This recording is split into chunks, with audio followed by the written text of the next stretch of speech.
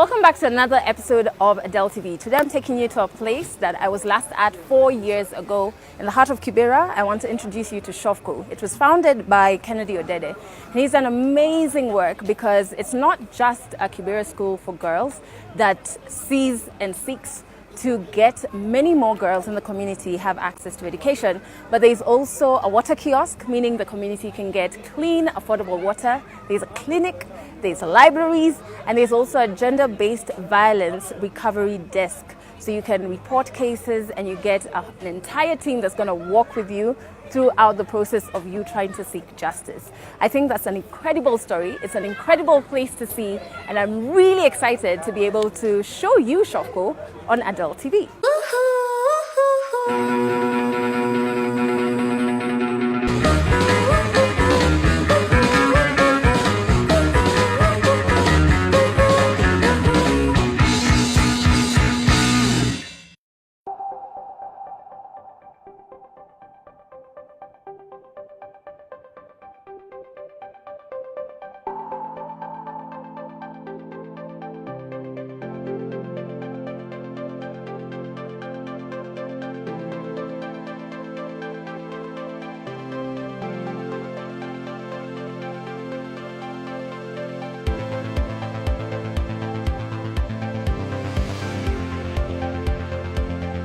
My name is Kennedy Adelle. I'm the founder of SHOFCO, which is Shining Hope for Communities. So we started Shining Hope for Community because of the challenges we are facing in the community.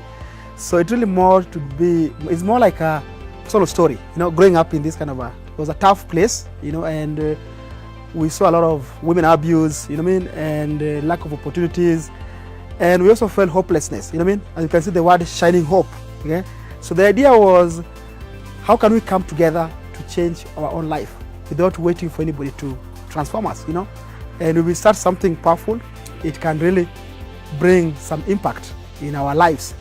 And the idea is that everything starts around women empowerment. Because we believe that if we empower women in the society, the team is a club, the team becomes much better for everybody. I was really sad to see what we are going through in the community. And the reason about my mother, she had me when she was 15 years old.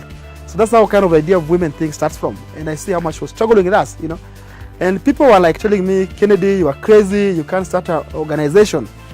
And I was like, no, it's not an NGO, this is a movement. Because NGO is when you are going to write the proposal, you're looking for money. But a movement is when enough is enough and you have to do something. So SHOFCO started.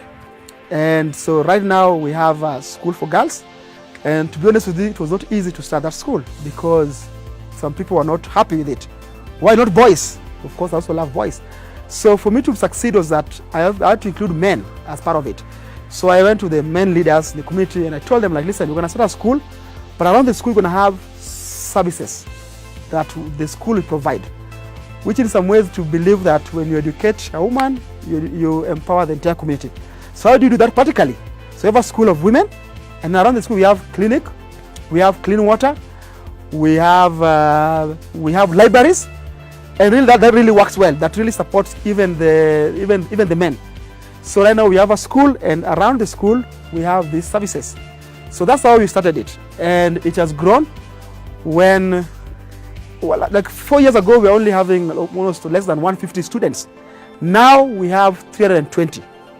And every year we're going to add like 80 students every year. So the number we're going to grow. It was tough. Because what you see that it was tough that some people really don't believe in women's education. But let's be honest, it really makes sense. As somebody who grew up in this society in Kibera, I remember when the little girls, even around the age of 13, were trading their body, not for money, but for food. But I also saw when I went to the industrial area to work, I saw how much men were getting first priority. I had to show my chest, and I got picked up to do the construction, to work also in the factory. So let's be honest, let's not lie to ourselves. Reality is what? You have a boy and a girl who will get a job in these Onyango, whatever, constructions, whatever, is a boy. So what you do is you try to make your daughter not to go to school because your daughter gonna be married. So that's why. So, but you have to, it's really deep. For me, it's more economical and also cultural. So I have to come back to community to tell them the idea that if we educate these girls, they can have the same opportunity as the boys. And for me, I told the women that, and they believe me now, education is freedom. That's why most women who are really educated, most of the time, they can make the choice when they're going through abuse in a house. Women like my mom, even they're abused, I'm sure it is tough. She never went to school. She doesn't know how to make that decision, and she feels trapped. So education creates opportunity, and education also creates for you a way of thinking that can give you freedom. We also have SHOFCO in Mombasa, Bangladesh. We have SHOFCO in Mukuru kwa Jenga, and also SHOFCO in Kawangware. It's amazing how it's growing. And the more is that it's about people taking leadership.